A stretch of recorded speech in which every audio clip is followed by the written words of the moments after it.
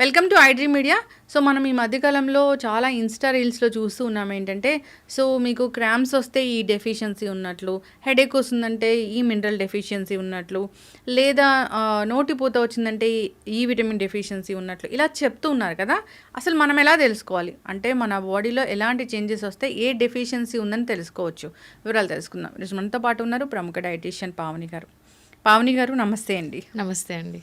పావని గారు, జనరల్గానే ఇప్పుడు ఏదైనా విటమిన్స్ డెఫిషియన్సీ ఉంటే ఒకలాంటి లక్షణాలు, మినరల్ డెఫిషియన్సీ ఉంటే ఒకలాంటి లక్షణాలు ఇలా కనిపిస్తూ ఉంటాయంటారు కదా. సో జనరలైజ్ చేసి చెప్తే ఏ డెఫిషియన్సీ ఉంటే ఎలాంటి లక్షణాలు కనిపిస్తాయి, దాన్ని బట్టి మనం ట్రీట్మెంట్ కోసం వెళ్ళొచ్చా? సో దీని గురించి ఫస్ట్ థింగ్ ఎక్కువ మజిల్ క్రామ్స్ అంటారు కదా. సో పొటాషియం డెఫిషియన్సీ గురించి చెప్తాను. సో పొటాషియం మనకి ఏంటంటే పొటాషియం డెఫిషియన్సీ ఉండడం వల్ల డే అంతా లెథార్జిక్, వాళ్ళు నడవలేకపోతారు కూడా. సివియర్ మజిల్ క్రామ్స్ ఉంటాయి. సో అట్లీస్ట్ వాళ్ళు పొటాషియం రిచ్ ఫుడ్స్ అంటే మనకు పొటాషియం ఎందులో దొరుకుతుంది, banana, potatoes, green leaf vegetables, వీటిలో పొటాషియం దొరుకుతుంది. వెజిటేబుల్స్ చాలా తక్కువ తీసుకునే వాళ్ళు ఉంటారు. ఈవెన్ యంగ్ ఏజ్లో కూడా వెజిటేబుల్స్ సరిగ్గా తినరు, కార్బ్స్ ఎక్కువ తీసుకుంటూ ఉంటారు. సపోజ్ కాలేజ్కి వెళ్ళేటప్పుడు కానీ పిల్లలకి వెజిటేబుల్స్ అనేది సరిగ్గా ఇష్టం ఉండదు. అలాంటి వాళ్ళకి సివియర్ మజిల్ క్రామ్స్. ఈ పొటాషియం డెఫిషియన్సీ అనేది వీళ్ళకే వస్తుందని చెప్పలేమండి. చిన్నపిల్లల నుంచి ఎవరికైనా పొటాషియం డెఫిషియన్సీ రావచ్చు. బట్ ఎక్కువ మనం ఏంటంటే ఈ 25 to 45, 50 లోపు ఎక్కువ చూస్తూ ఉంటాం పొటాషియం డెఫిషియన్సీ. సో ఇక్కడ ఏంటి అంటే ఇక్కడ సిమ్టమ్స్ చూసుకుంటే కనుక హార్ట్ పాల్పిటేషన్స్ కూడా ఉంటాయండి వాళ్ళకి. అంటే గుండె కొట్టుకోవడం కూడా మనకు వినిపిస్తూ ఉంటుందన్నమాట. సో ఎందుకంటే సివియర్ మజిల్ క్రామ్స్ వల్ల వాళ్ళకి కాన్స్టిపేషన్ ప్రాబ్లం కూడా ఫేస్ చేస్తూ ఉంటారు. బాల్ మూమెంట్ సరిగ్గా ఉండవు, మజిల్ వీక్ అయిపోతుంది కాబట్టి. సో మెయిన్గా muscle cramps, bowel movements, constipation ఉన్నా కూడా చాలామంది క్రాస్ చెక్ చేసుకోవాల్సింది పొటాషియం డెఫిషియన్సీ ఉందా లేదని ఒకసారి క్రాస్ చెక్ చేసుకోవాలి. మరి ఇలాంటి డెఫిషియన్సీ ఉందంటే ఫుడ్స్తో ఎలాంటి ఫుడ్స్ తీసుకుంటే కరెక్ట్ అవుతుంది? సో ఫుడ్లో వచ్చేసి ఫస్ట్ థింగ్ అండి, మార్నింగ్ లేవగానే ఎంటీ స్టమక్లో గ్రీన్ లీఫీ జ్యూస్ కానీ, ఇప్పుడు మనం అంటాము లైక్ ఏదైనా ఒక గ్రీన్ లీఫీ జ్యూస్ ఇవ్వడం చాలా చాలా మంచిది. ఎస్పెషలీ ఎవరికైతే పొటాషియం డెఫిషియన్సీ ఉంటుందో. మనం గ్రీన్ జ్యూసెస్ చూస్తూనే ఉంటాం, లైక్ ఏబీసీ జ్యూస్ అని చెప్పేసి, అందులో కొంచెం పాలకూర వేసుకుంటే బ్లాంచింగ్ ప్రాసెస్లో కూడా వెజిటేబుల్స్ జ్యూసెస్ అనేది తీసుకోవచ్చు. ఇక్కడ చాలా మందికి ఒక డౌట్ ఉంటుంది, గ్రీన్ జ్యూసెస్ తీసుకోమంటున్నారు, అందులో టాక్సిన్స్, ఆక్సిలేట్స్ ఉంటాయి కదా, కిడ్నీకి ఏమైనా ప్రాబ్లం వస్తుందేమో అని చెప్పేసి ఒక చిన్న డౌట్ ఉంటుంది. సో వాళ్ళు బ్లాంచింగ్ ప్రాసెస్లో తీసుకోవచ్చు. అంటే ఏ గ్రీన్ లీఫీ తీసుకున్నా కూడా డైరెక్ట్గా కాకుండా కొంచెం వేడి నీళ్ళల్లో వేసేసి ఆ తర్వాత వాళ్ళు జ్యూస్ లాగా చేసి తీసుకోవచ్చు అనమాట. ఈ గ్రీన్ జ్యూస్ అనేది ఎంటీ స్టమక్లో తీసుకోవడం వల్ల చాలా చాలా బెనిఫిట్ ఉంటుంది. బట్ మినిమం 10 days తీసుకున్నాం అన్నట్టు కాకుండా మినిమం 41 days కానీ లేకపోతే 1 month కానీ కంటిన్యూగా తీసుకుంటేనే బెనిఫిట్ అనేది ఉంటుంది. సో మార్నింగ్ లేవగానే గ్రీన్ జ్యూసెస్ తీసుకోవడం చాలా మంచిది. లంచ్ కానీ బ్రేక్ఫాస్ట్ కానీ ఏ మీల్ తీసుకున్నా కూడా వాళ్ళు ఎక్కువ వెజిటేబుల్స్ అనేది ఇంక్లూడ్ చేయాలి. పర్టికులర్గా ఈ వెజిటేబుల్స్లోనే ఉంటుంది పొటాషియం అనట్లేదు, మంచిగా వెజిటేబుల్స్లో వైటమిన్స్, మినరల్స్ మనకు కంప్లీట్గా దొరుకుతాయి. సో ప్రతి మీల్ ఎక్కువ వెజిటేబుల్స్ ఉన్నట్టు చూడాలి. ఎగ్జాంపుల్ చిన్నపిల్లలకు అనుకుని ఒక చిన్న చిట్కా ఏంటంటే, మనం చపాతీ పిండి కానీ వాటర్తో తడుపుతూ ఉంటాం, దాని బదులుగా మనం పాలకూర కానీ ఏ కూరగాయ కానీ గ్రీన్ లీఫీ కొంచెం వాటర్ వేసేసి బాయిల్ చేసేసి అది మిక్సీ పట్టేసి దాంతో చపాతీ పిండి కలిపామనుకోండి. సో దానివల్ల కూడా గ్రీన్ కలర్లో రావడం కానీ, పిల్లలు చపాతీ ఇష్టంగా కూడా తింటారు. సో ఆ విధంగా కొన్ని చిట్కాలు పాటిస్తూ పిల్లలకి అట్లీస్ట్ గ్రీన్ లీఫ్ వెజిటేబుల్స్ అనేది ఇవ్వాలి. పెద్దలకు కూడా చాలా చాలా మంచిది. అండ్ ఎక్కువ కరివేపాకు, కొత్తిమీర ఎక్కువ యూస్ చేస్తూ ఉండాలన్నమాట. ఇంకోటి తమలపాకులు కూడా ఎక్కువ యూస్ చేస్తూ ఉండాలి. సో ఈ విధంగా యూస్ చేయడం వల్ల కొద్ది గొప్ప 100%లో 80% ఖచ్చితంగా ఒక 1 monthలో రికవరీ అయిపోతారు.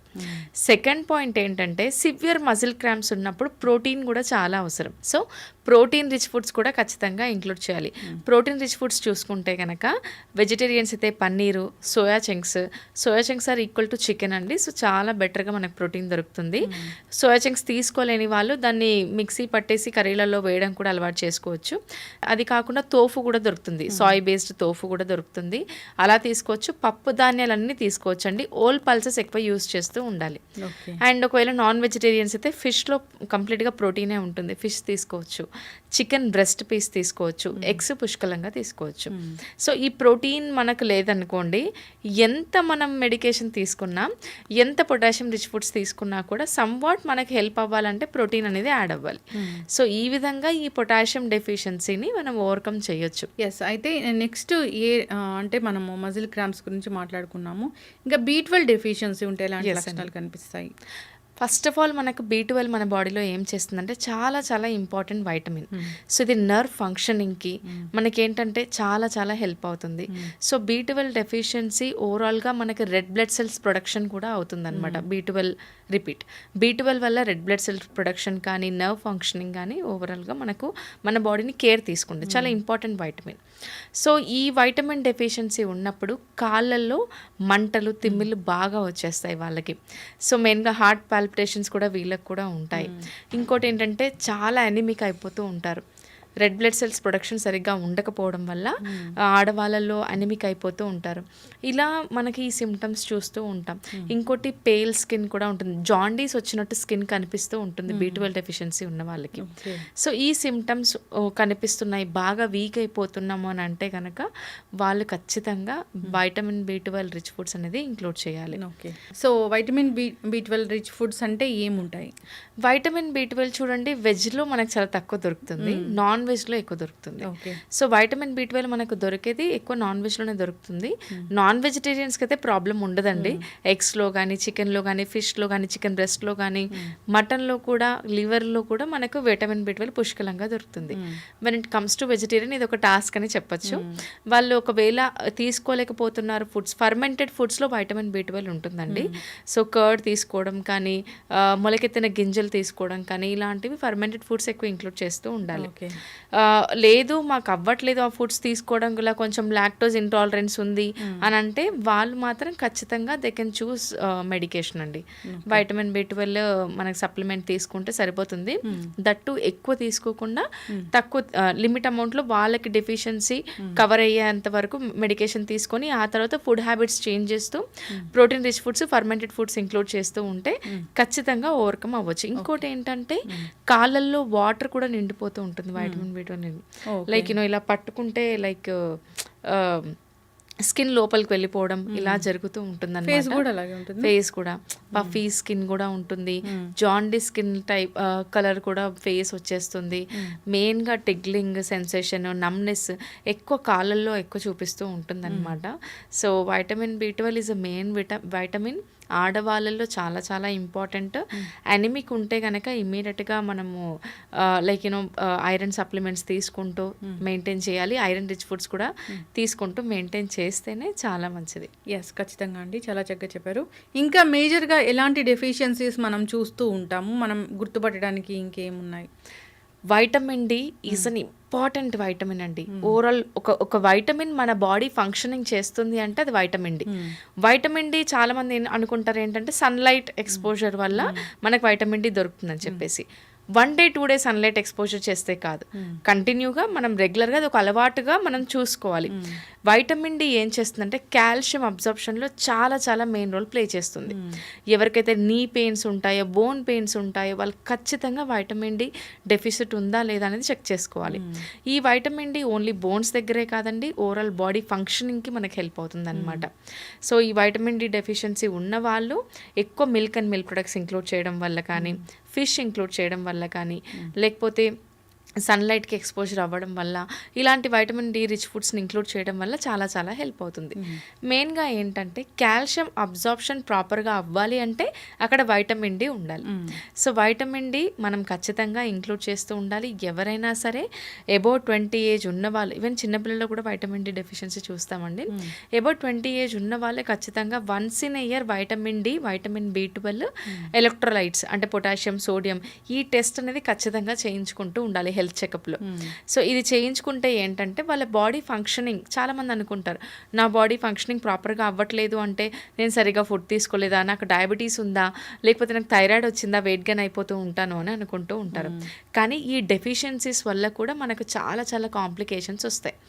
ఇంకోటి ఏంటంటే వెయిట్ గెయిన్ కూడా అవుతారండి. Vitamin B12, vitamin D deficiency ఉన్న వాళ్ళు వెయిట్ గెయిన్ కూడా అవుతారు.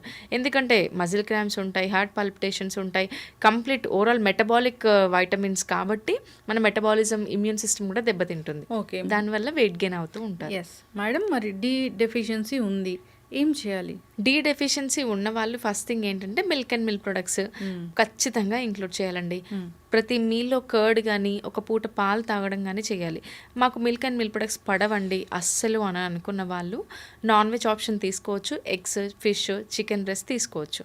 లేదండి ఇది కూడా మా వల్ల అవ్వట్లేదంటే they can go for paneer or tofu. ఆ ప్రోటీన్ ఫుడ్స్ కూడా, కాల్షియం ఫుడ్స్ కూడా అవ్వట్లేదంటే they have to choose supplement అండి. ఓకే. సో అది ఇంకోటి సన్లైట్ ఎక్స్పోజర్ అవ్వడం అనేది చాలా చాలా ఇంపార్టెంట్ అండి. ఓకే. అసలు ఈ మధ్యకాలంలో సన్లైట్ ఎక్స్పోజరే లేదు అసలు. ఎస్ అండి. ఎందుకంటే మార్నింగ్ ఎవరు లేవట్లేదు. నైట్ లైఫ్ స్టైల్ అంతా అందరిది చేంజ్ అయిపోయింది. నైట్ 11కి 12కి పడుకోవడము, మార్నింగ్ లేట్గా లేవడము ఇది అవుతుందన్నమాట. సో మీరు వినే ఉంటారు ఇంటర్మీడియట్ ఫాస్టింగ్ అని చెప్పేసి. అసలు అది ప్రాసెస్ అనేది మనకు ఓల్డ్ మనం ఫాలో అయిందేనండి చిన్నప్పుడు. నథింగ్ బట్ మనం ఎప్పుడు 7-8 వరకు తినేసేవాళ్ళం చిన్నగా ఉన్నప్పుడు. 9 వరకు పడుకునే వాళ్ళం, మార్నింగ్ 6 కల్లా లేచేవాళ్ళం. దీన్నే ఇప్పుడు ఇంటర్మీడియట్ ఫాస్టింగ్ అంటున్నాం. బట్ ఎనీథింగ్ ఈజ్ లైక్ మనము ప్రాపర్గా 8 hours ఆఫ్ స్లీప్ మెయింటైన్ చేస్తూ, వాటర్ ఇంటేక్ సరిగ్గా తీసుకుంటూ, మెయిన్గా ఫ్రూట్స్ అండ్ వెజిటేబుల్స్ ప్రాపర్గా ఇంక్లూడ్ చేస్తూ కార్బ్స్ని కంట్రోల్ చేసామనుకోండి, ఖచ్చితంగా హెల్దీ డైట్ అనేది మెయింటైన్ చేస్తూ హెల్దీ లైఫ్ స్టైల్ మెయింటైన్ చేయొచ్చు. ఈ డెఫిషియన్సీస్ అన్ని ఓవర్కమ్ అవుతాయి. సో ఈ డెఫిషియన్సీతో పాటు జనరల్గా ఇంకా ఎలాంటి డెఫిషియన్సీ అనేది మనం చూస్తాము, దాన్ని ఎలా గుర్తుపట్టాలి? ఓకే. డెఫిషియన్సీస్లో వచ్చేసి next vitamin B complex vitamins వల్ల డెఫిషియన్సీస్ ఉండడం వల్ల చాలా బాడీ వీక్ అయిపోతూ ఉంటుందండి. ఇక్కడ మనకు 2 types ఆఫ్ వైటమిన్స్ ఉంటాయి. ఫ్యాట్ సాల్యుబుల్ ఉంటుంది, వాటర్ సాల్యుబుల్ ఉంటుంది. ఫ్యాట్ సాల్యుబుల్ వైటమిన్స్లో ఇప్పుడు మనం మాట్లాడుకున్నట్టు ఏడిఈకే, వైటమిన్ డి చాలా మెయిన్ రోల్ ప్లే చేస్తుంది. వైటమిన్ ఏ చాలా మెయిన్ రోల్ ప్లే చేస్తుంది. ఈఎన్కే పొటాషియం కూడా మనకు చాలా మెయిన్ రోల్ ప్లే చేస్తుంది. Fat soluble vitamins. when it comes to water soluble vitamins అండి, ఒక పాయింట్ ఏంటంటే ఫ్యాట్ సాల్యుబుల్ వైటమిన్స్ మన బాడీలో స్టోరేజ్ అవుతాయి, స్టోర్ ఉంటాయి. వాటర్ సాల్యుబుల్ వైటమిన్స్ అంతగా స్టోరేజ్ ఉండదు. మనం ఫుడ్ తీసుకున్న మన బాడీ యూటిలైజేషన్ని బట్టి అది యూటిలైజ్ అవుతూనే ఉంటుంది. Vitamin B complex and B vitamins and C vitamins, B C వచ్చేసి వాటర్ సాల్యుబుల్ వైటమిన్స్. మనందరికీ తెలుసు ఐరన్ అబ్జార్ప్షన్ అవ్వాలన్నా, మన బాడీ డీటాక్సిఫికేషన్ అవ్వాలన్నా super anti oxidants vitamin C. Water soluble వైటమిన్స్లో బి అండ్ సి ఉంటుంది. B1, B2, B3, B6, B12 ఇవన్నీ water soluble vitamins. మెయిన్గా వైటమిన్ సి అండి, యాంటీ ఆక్సిడెంట్ ప్రాపర్టీస్ ఎక్కువ ఉంటాయి. వైటమిన్ సి రిచ్ ఫుడ్స్ మనం తీసుకోవడం వల్ల చాలా చాలా మంచిది. సో ఇది మన బాడీలో టాక్సిన్స్ రిమూవ్ చేస్తుంది. సో వైటమిన్ బి అనేది మనకు వెజిటేబుల్స్, ఫ్రూట్స్లో దొరుకుతుంది. ఇక్కడ డెఫిషియన్సీస్ ఉండడం వల్ల ఏమవుతుందంటే, వైటమిన్ సి డెఫిషియన్సీ ఉందనుకోండి, మన బాడీలో టాక్సిసిటీ ఎక్కువైపోతూ ఉంటుంది. సెకండ్ థింగ్ ఏంటంటే, మనకు ఐరన్ అబ్జార్ప్షన్ అవ్వాలి అంటే మెయిన్గా వైటమిన్ సి ఉండాలి. వైటమిన్ సి ఉంటేనే మనకు ఐరన్ అబ్జార్ప్షన్ ప్రాపర్గా అవుతుంది. సో బి కాంప్లెక్స్ వైటమిన్స్ కానీ వైటమిన్ సి కానీ లేకపోవడం వల్ల నోరు పగిలడం కానీ, బాడీ లెథార్జిక్గా అనిపించడం, బాడీ వీక్గా అనిపించడము, స్కిన్ ఇష్యూస్ వస్తూ ఉంటాయి, హెయిర్ లాస్ అవుతూ ఉంటుంది. ఇలా మనకు కెరాటిన్ లోపం వల్ల, ఇలాంటి వైటమిన్స్ వల్ల మనకు ఈ సిమ్టమ్స్ చూస్తూ ఉంటాం. సో ఈ సిమ్టమ్స్ని ఓవర్కమ్ చేయాలి అంటే మెయిన్గా లెమన్స్ యూస్ చేయడం కానీ, citric acid rich foods include చేయడం కానీ, లైక్ ఎట్లా అంటే పులుపు ఎక్కువ ఉన్న ఫుడ్స్, తామరిండి ఇంక్లూడ్ చేయడము, సంత్రాలు తినడం కానీ, కివీ ఇంక్లూడ్ చేయడం కానీ, ఇలాంటివి ఇంక్లూడ్ చేయడం వల్ల మనం ఆల్మోస్ట్ ఓవర్కమ్ అవుతాము. ఇంకా వైటమిన్ బి అవ్వట్లేదు, మాకు ఎంత తీసుకున్నా కూడా మాతో అవ్వట్లేదు, నోరు పగులుగానే ఉంటుంది, మాకు పేల్ స్కిన్ ఉంటుంది, స్కిన్ చాలా పగిలిపోతుంది, ఇలాంటి అన్న వాళ్ళు సప్లిమెంటేషన్ ఆప్షన్ తీసుకోవచ్చు. ఓకే, చాలా చక్కగా చెప్పారండి. అంటే ఈ మధ్య మనం చాలా ఇన్స్టా రీల్స్లో కానీ జనరల్గా కూడా చూస్తూ ఉన్నాం, చాలా షార్ట్ వీడియోస్ వైరల్ అవుతూ ఉన్నాయి. అంటే మీకు ఇలాంటి లక్షణాలు కనిపిస్తే ఈ డెఫిషియన్సీ ఉన్నట్లు వీటిని తీసుకోండి అన్నట్లు చాలా చక్కగా చెప్పారండి, చాలా విపులంగా చెప్పారు. ఇబ్బంది పడుతున్న వాళ్ళు ఇలాంటి ఇష్యూస్తోని ఒకసారి కాంటాక్ట్ చేయాలని కోరుకున్నాం. చక్కటి ఇన్ఫర్మేషన్, ధన్యవాదాలు. థ్యాంక్ యూ అండి.